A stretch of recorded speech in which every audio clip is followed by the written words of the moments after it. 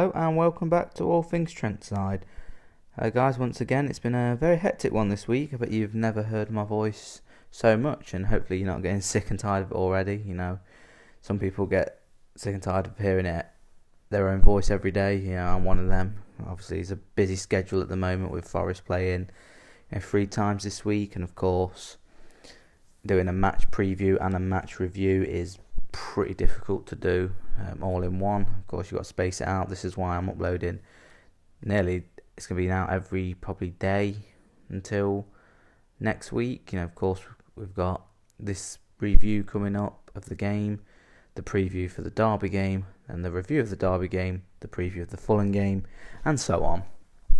But yeah, that's a sign that football's well and truly back. And of course, now we see that Forest are finally getting back into their stride. So of course, before lockdown, Forest were in a terrible run of form after beating Leeds. Everyone thought that'd be it. Forest were going to kick on and, start challenging for the top 2. That didn't happen. They fell away. And of course, that's seen them perilously close to dropping out of the playoffs. I think the lockdown come at the right time. The break come after the Millwall loss. It gave us time to regroup. We're so unlucky not to get 3 points against Sheffield Wednesday and then beat Huddersfield. And we had a tricky task today against a team that, again, is difficult for us. I mentioned it in the preview for the game that Forest struggled against Bristol City, only 1 win in 10.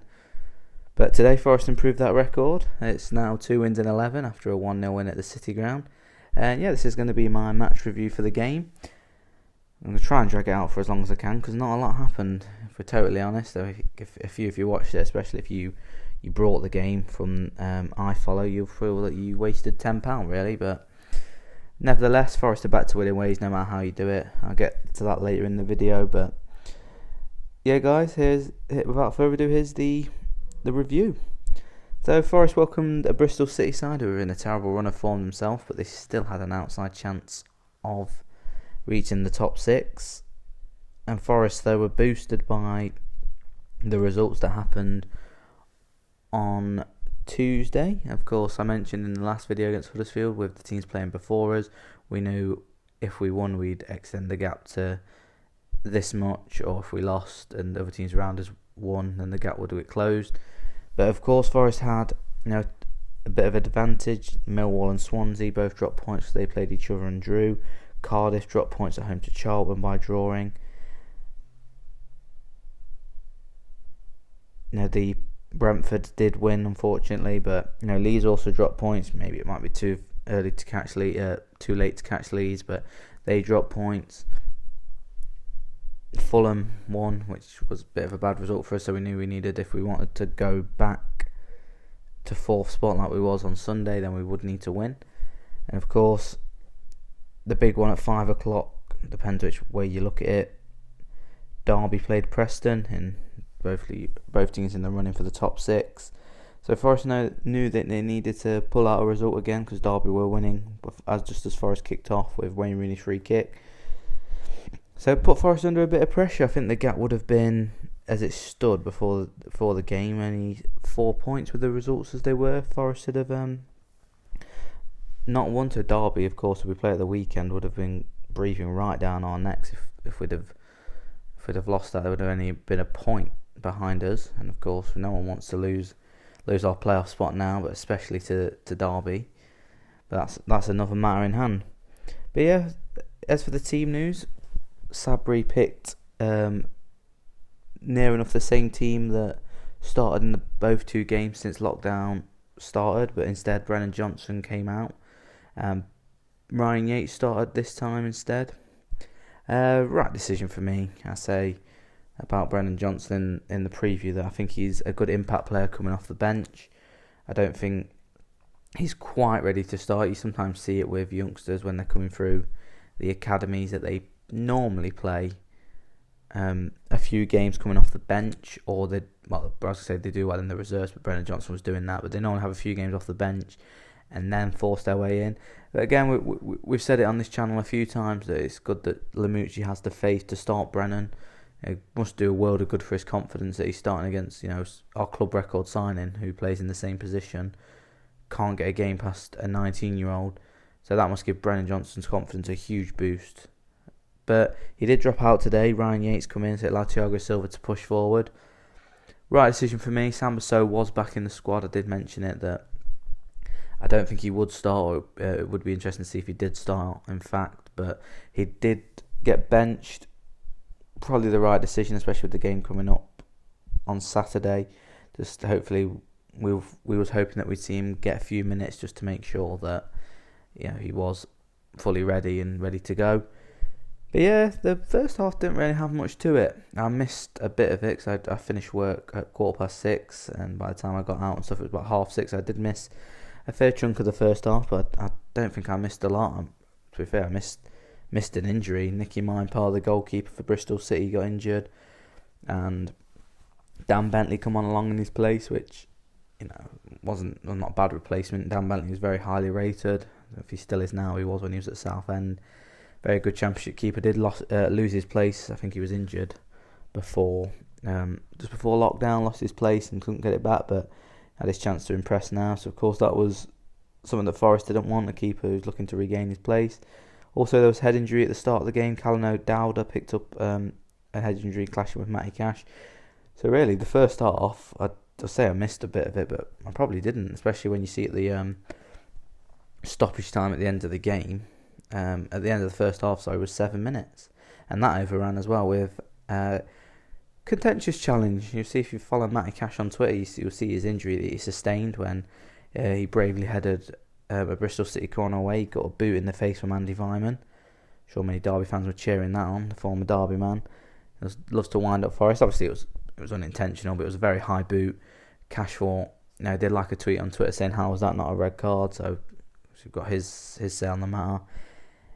It's the way you look at it. He did collide heavily with the advertising boards too, but thankfully he did come back on.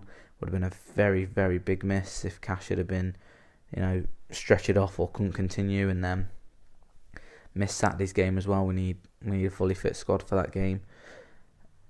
Talking about fully fit squad though, the big concern for Forest, if it is a concern, is that Joe Lolly was taken off at half time. He was replaced by Nuno da Costa. So we went in 0-0 at half time. Subs were made. Forest were abject in the first half. We did pick it up. Amiobi had a little half chance cut inside and curled one over. Neither keeper really had much to do from what I could watch in the first instance of the back end of the half. But yeah, Lolly come off at half time, replaced by Da Costa. It was good to see Da Costa. He's been obviously had a fair few injuries since he joined. I think this was only his fourth appearance since making that move from Strasbourg in January.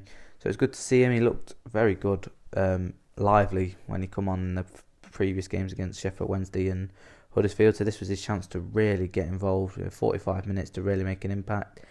Didn't play in his usual up-front position. He did play out on the wing in Lolly's position. I didn't think he did too bad. Good little touches. Got a bit of pace about him. And he can cause defenders problems. He is big and powerful as well. So it'd be interesting to see if anything wants to happen to Grabban, which, touch wood, it doesn't. How he'd cope going forward if he could carry us forward. And on the evidence at the moment, if he can just add a few goals to his game, get a bit of confidence that he can find the back of the net, then Forest might have found themselves a real good player. And as I mentioned in the preview, in regards to Naki Wells, who didn't really have a good game, I think he was subbed off in around the hour mark just before Forest scored actually, and I thought in January Forest would have snapped the hand off of Naki Wells, but now I think he's 3 goals in 11 games for Bristol City. It's not been the great return. I mentioned that in the preview. But yeah, Da Costa come on again. It was really nothing to separate the two sides, but the deadlock did come.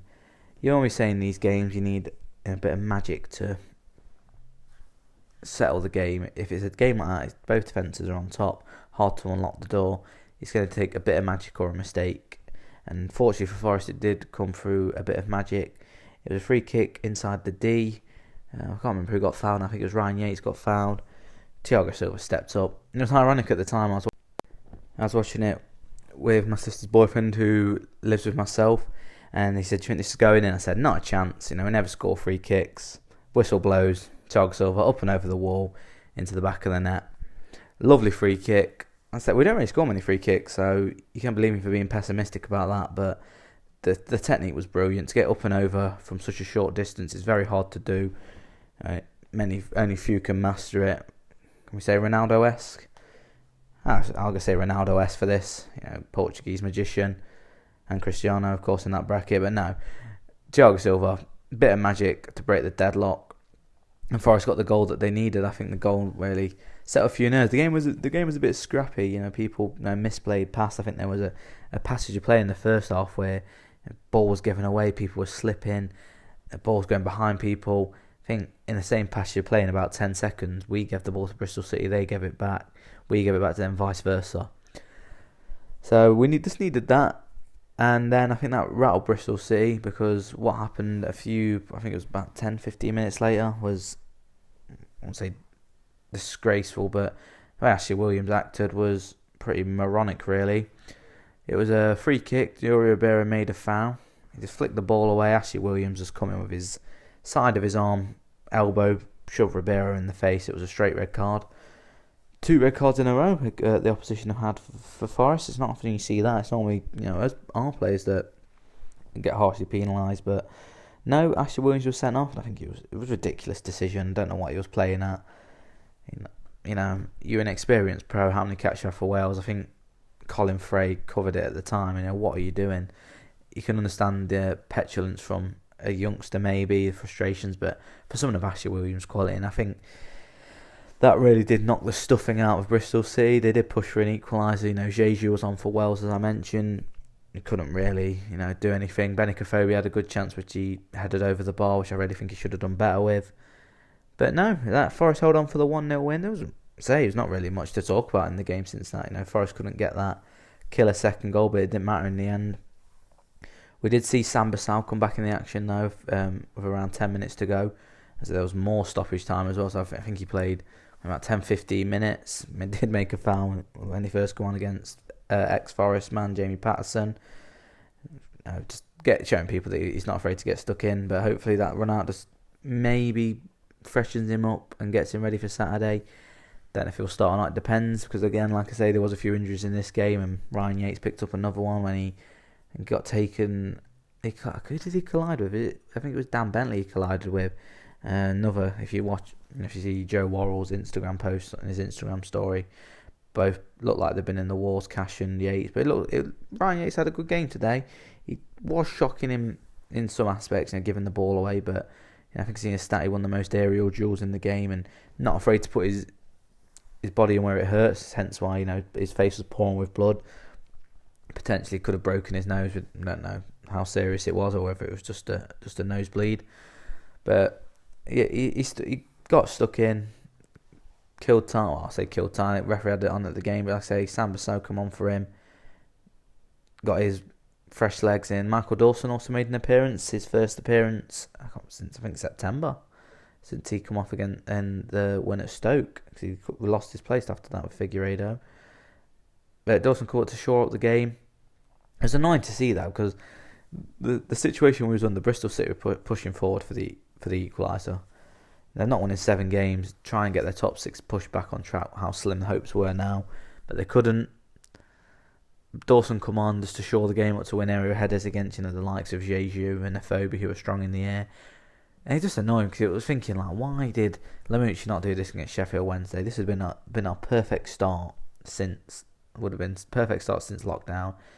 And them 2 points at the minute, the amount of points are being dropped in the Championship just looks so crucial at the moment. We could be talking about automatic promotion. We still could be. I still maintain that I don't think we're going to get automatic promotion, just because we just sometimes can be a bit panicky in results. This is, as I say, with the Wednesday game, we do sometimes throw that results away. The Millwall game, for example, couldn't see that out. The Charlton game, we lost 1-0. QPR, we couldn't break. So there is games where we should be winning that we haven't, and I think that's why we won't get automatic promotion. But it's a good win nonetheless to keep our unbeaten start to post-lockdown. 2 wins in a row. Now, our 8th 1-0 win this season, which is quite impressive. We can shut teams out. Ironic, I just said that after saying we sometimes can be a bit nervous. But that is Forest game, but normally we can shut teams out. Our 12th clean sheet of the season as well. I can't remember the last time Forest had that many clean sheets in a season.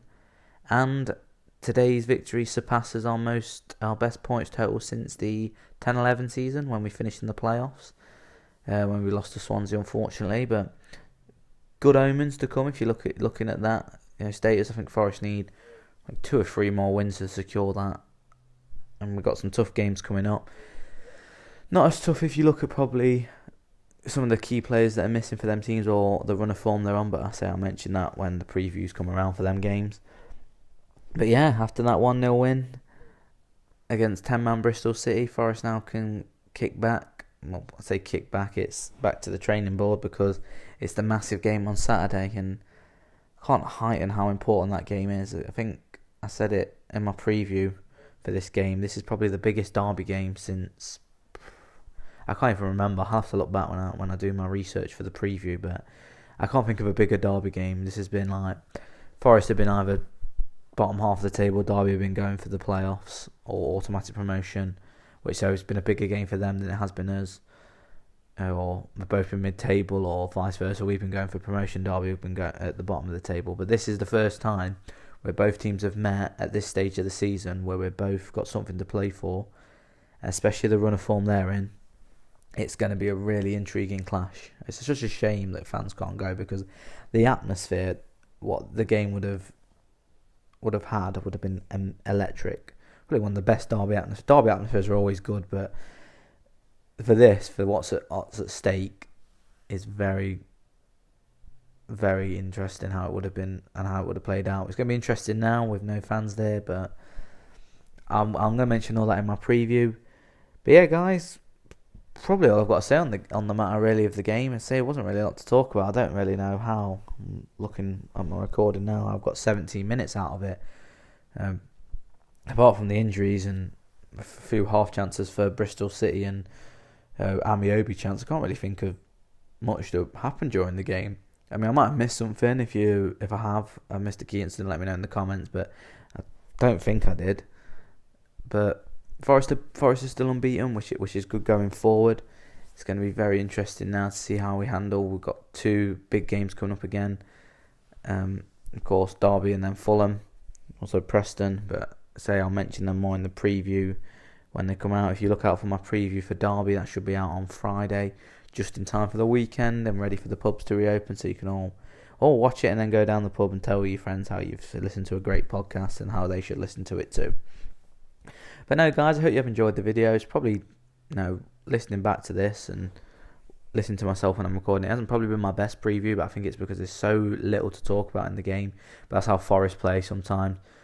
Especially if a team like Bristol City come back, they didn't really attack as much as we thought they would, and like a Lee Johnson team does. Forest obviously sat back like we normally do, got the goal, and it was kind of just scrappy from there. We sat back. Didn't really go for that killer second goal. They didn't really create much either going forward. So, not a lot to talk about. Again, I don't know how I've got this long talking about it, but hopefully you've bared with me, guys, and you have enjoyed the video. I know it's probably not my best one, but of course you can appreciate that it has been a difficult game with so little going on.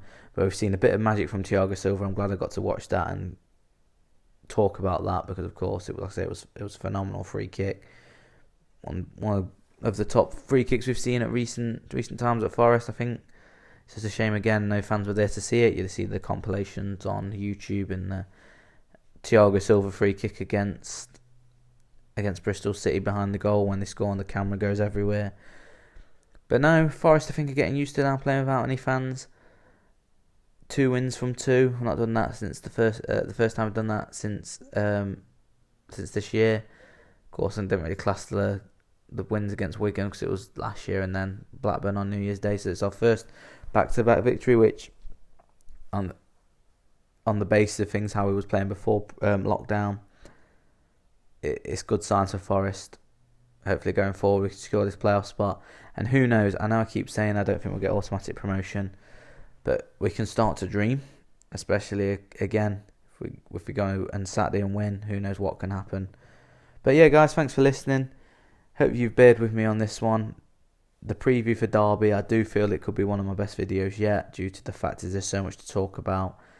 But don't quote me on that, it might be terrible. But if you did enjoy this video, tell your friends, give it a like, subscribe to the channel, follow on social media. You know the drill. But yeah, guys, thanks for listening. Hope you all stay safe. I'll talk to you Friday, ready for the big Derby game. And as always, go on your Reds.